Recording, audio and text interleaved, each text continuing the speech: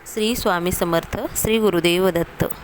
आपल्या आयुष्यामध्ये कसं असतं बघा, एखादं यश आपल्याला उशिरा मिळतं किंवा एखादी अडचण असते, ती काही केल्यास संपत नाही. त्याच्यामध्ये कुठलासुद्धा बदल आपल्याला जाणवत नाही. मग यामागे काही स्वामींचे संकेत असतात का?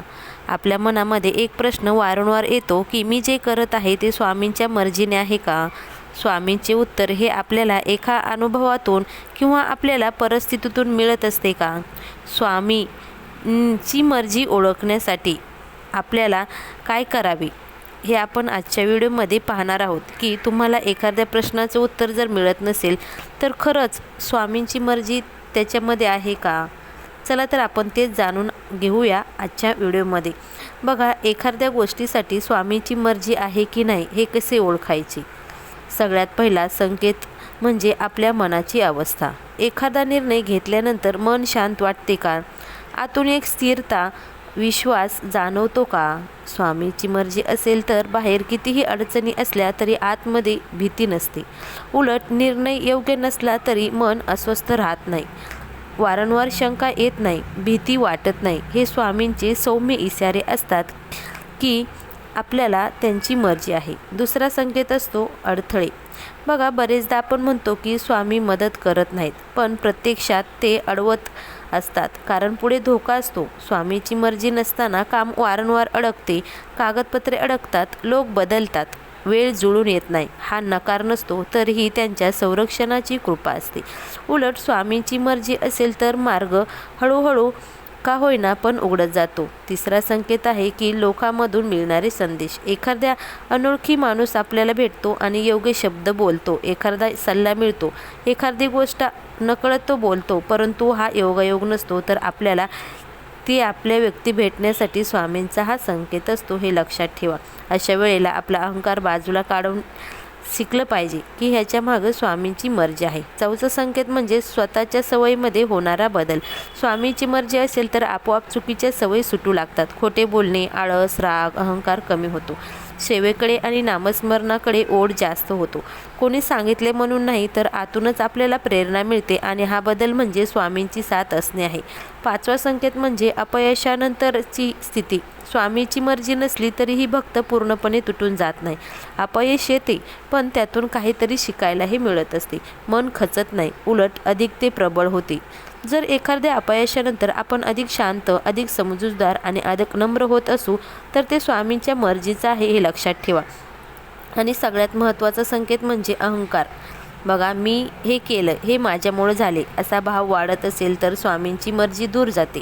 पण स्वामींनी करून घेतलं हा भाव जर आला की गोष्टी आपोआप जुळतात. स्वामींची मर्जी अहंकारामध्ये नसते, तर ती समर्पणात असते.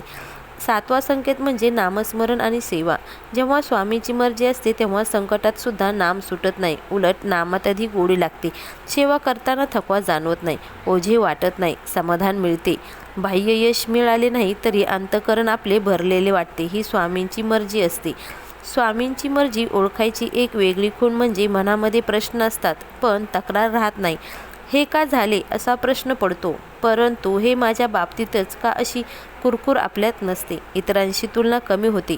मन हळूहळू जबाबदारी स्वीकारू लागते. हा बदल खूप महत्त्वाचा असतो, कारण तक्रार म्हणजे अहंकाराचा सूक्ष्म प्रकारच आहे.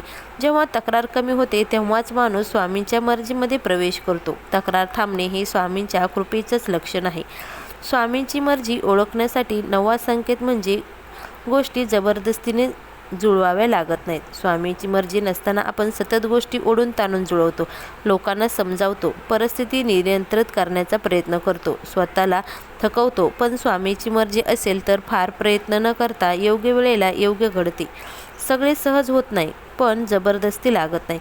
एखादी भेट योगायोगाने होते, वेळ योग्य ठरते, हे स्वामींचे नियोजनच असते. जिथे सतत ढकलावे लागते तिथे थांबण्याचा इशारा असतो आणि तिचे गोष्टी आपोआप घडू लागतात, तिथे स्वामींची मर्जी असते. 10वा संकेत म्हणजे काय तर एखादा निर्णय घेतल्यानंतर मी चुकीचे करत आहे का अशी भावना राहत नाही आणि त्या निर्णयासाठी इतर गोष्टी आपोआप बाजूला होतात. निर्णय घेतल्यानंतर जर आतून सतत अपयशी भावना येत असतील तर तो इशारा असतो, परंतु स्वामीची मर्जी असेल तर नियंत्रण घेतल्यानंतर पूर्ण खात्री नसली तरी एक प्रकारची स्पष्टता आपल्याला जाणवत असते. एखाद्या गोष्टीसाठी स्वामीची मर्जी असेल तर आयुष्यातील बाकी गोष्टी हळूहळू बाजू होऊ लागतात. वेळ मिळते, ऊर्जा मिळते, लक्ष केंद्रित होते. मर्जी नसेल तर सगळे उलट होते. वेळ मिळत नाही, मनही लागत नाही, काही ना काही अडचणी येतात आणि ज्या निर्णयासाठी स्वामीची मर्जी असते त्या निर्णयासाठी आयुष्य स्वतः जागा करून देत असते. तर हे काय प्रमुख संकेत असतात ज्यावरून ओळखावे की आपल्याला एखाद्या गोष्टीसाठी स्वामीची मर्जी आहे की नाही. शेवटी एक गोष्ट कायम लक्षात ठेवा की स्वामीची मर्जी म्हणजे आपल्या इच्छेची पूर्तता नसते, ती आपल्या कल्याणाची दिशा असते. आज न समजलेली गोष्ट उद्या स्पष्ट होते, म्हणूनच घाई करू नका. प्रश्न विचारणे चालते पण हट्ट नको. शांत मनाने आणि प्रामाणिक प्रयत्नाने आणि समर्पणाने चालत राहिले तर स्वामी स्वतः उत्तर देतात. स्वामी अनुभवामध्ये जास्त बोलतात. एखादा निर्णय घेतल्यानंतर मन शांत होत असेल, अहंकार कमी होत असेल आणि नामस्मरण सुटत नसेल तर ती स्वामीची मर्जी असते. अडथळे आले तरी मनामध्ये घाई, भीती किंवा चिडचिड वाढत नसेल तर त्यावेळेस उलट धैर्य आणि विश्वास टिकून असेल तर समजून जावे की स्वामींचे संरक्षण आहे. स्वामीची मर्जी आपल्या हातात नसते, म्हणून समर्पण आवश्यक आहे. प्रयत्न प्रामाणिक ठेवा आणि नामस्मरण आणि सेवा उपासना सोडू नका. मनाची शांतता जपा. बघा, तुम्ही जर मनाची शांतता जपली तर सर्व काही ठीक होईल. आणि नामस्मरण करायला विसरू नका बरं का. तर आपण आजच्या व्हिडिओमध्ये हे पाहिले की स्वामींची मर्जी आहे हे कसे ओळखावे. तर या संकेतावरून आपल्याला समजून जाईल की स्वामींची मर्जी कुठल्या गोष्टीमध्ये आहे आणि कुठल्या गोष्टीमध्ये नाही. त्यामुळे व्हिडिओ स्किप न करता शेवटपर्यंत नक्कीच पहा. श्री स्वामी समर्थ. श्री गुरुदेव दत्त.